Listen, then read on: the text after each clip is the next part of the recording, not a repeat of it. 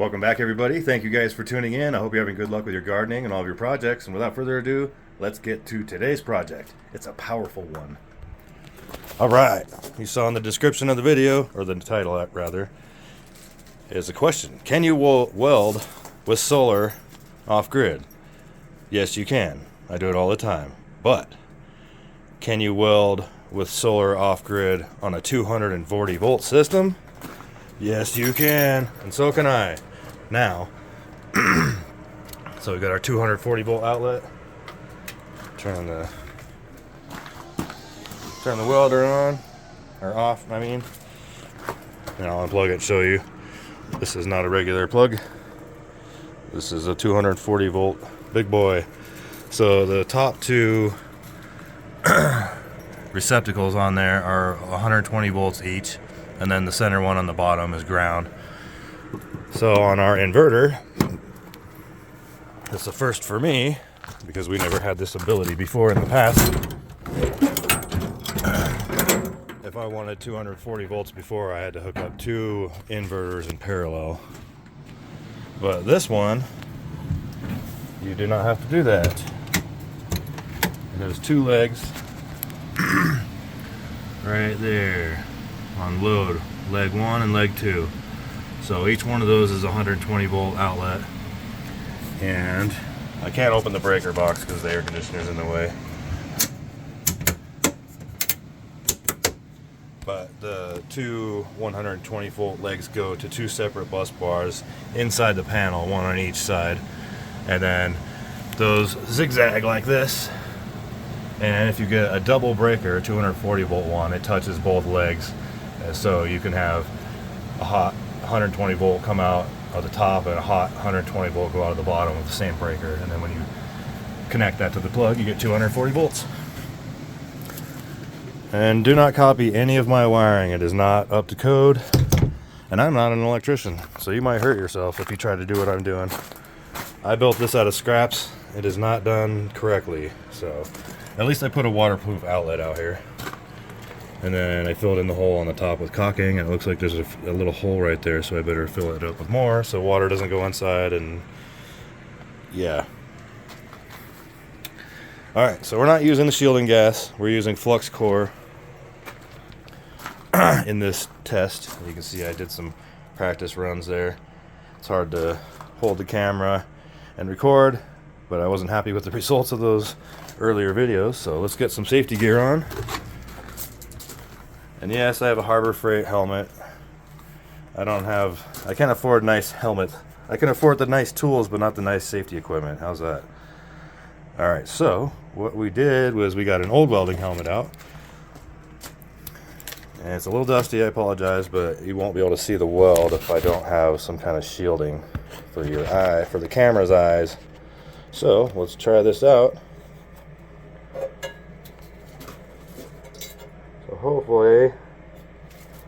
Hopefully we can see this.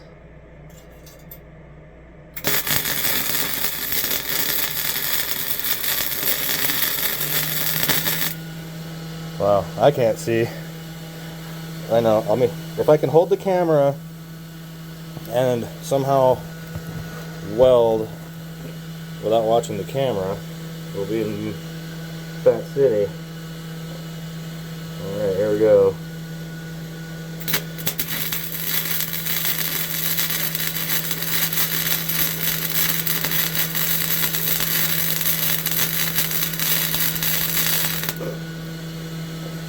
And there we go. I guess we'll finish that right here.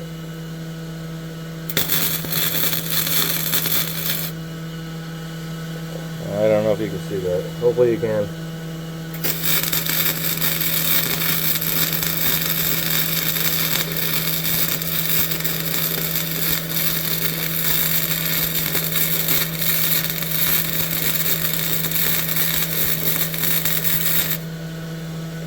It's very hard for me to weld with one hand. My hand is shaky.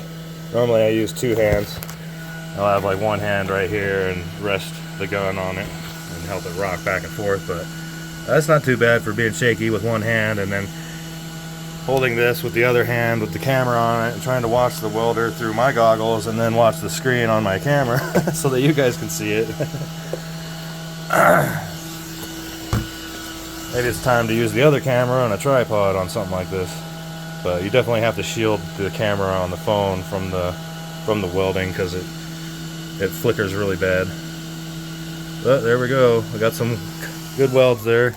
Those will hold if I needed them to. And we got this set in between 14 gauge and 1/8 inch because this is 10 gauge.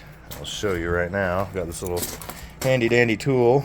So we just stick that on there until it fits in, and 1/8 inch fits and 10 gauge fits. Actually, that's 1/8 inch. So I had it set wrong. So that's 1/8 inch. So we did have it a little bit turned down a little low. So it could have been turned up a bit more. But you could definitely weld with 240 volts off grid if you have a large enough solar array. I know a lot of you guys watching might have something twice the size of what I've got even, or even bigger than that. And we got the solar array up here on the roof too, so there's no lack of power. And don't mind this wiring. This is something I'm working on. I'll show you guys later. It's not hot though. Just kidding. Alright, we'll turn that off. Cooling fan's gonna turn on real quick, and then it'll shut off. This is so satisfying, pulling this big plug out. Ugh. And we did a nice beefy outdoor waterproof plug, and as long as I didn't just break it right now, it's not that heavy duty. I bolted it to the wall. It's a plastic box, so there's no ground inside this box. So it can't get electrified from the building or vice versa.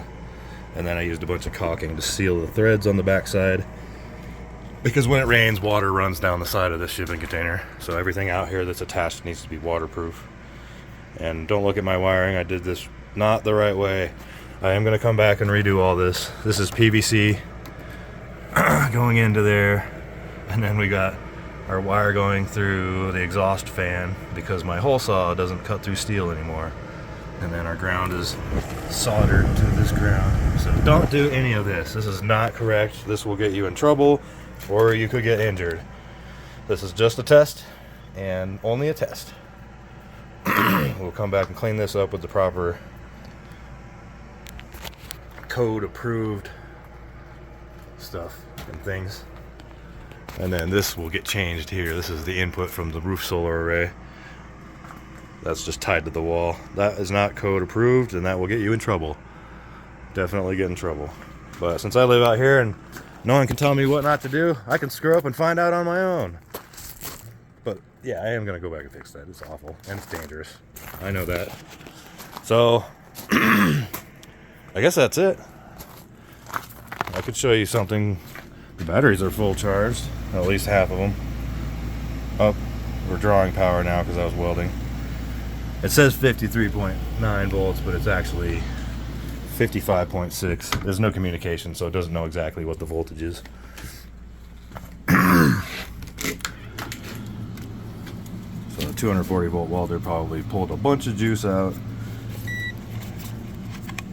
The bugs are awful, and my allergies are more awful.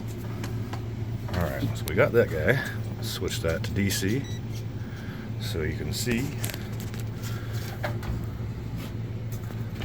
Now, it may not show 55.6 volts because there's a load on it. So I'll turn it off temporarily,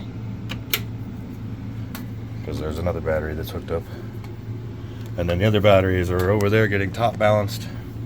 That's going to take forever, but I need to do this right. Otherwise, 54.2, so it did pull some juice out of there. It was 55.6 a minute ago, before I started. So the 240 volt welder probably pulls a lot of energy. So you could use a 240 volt welder with an EJ4 12K inverter charge controller.